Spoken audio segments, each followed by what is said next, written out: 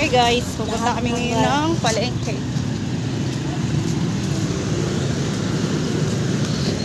Lalakad lang para exercise. Masama ko yung anak ko. Walang pasok ngayon. Morning.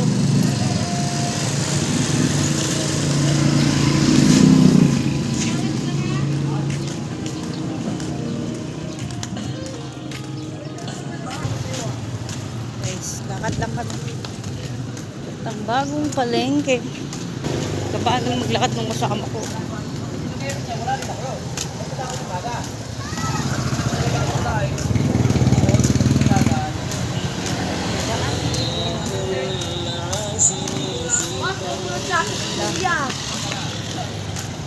Biscuit talaga po to.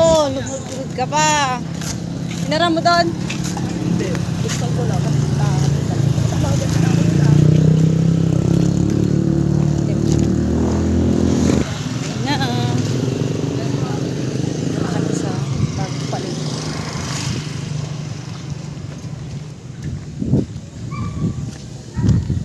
Sarap maglakad.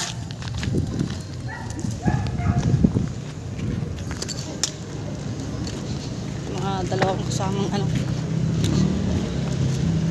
sa likod. Dito na kami sa intran guys. Bagong palengke.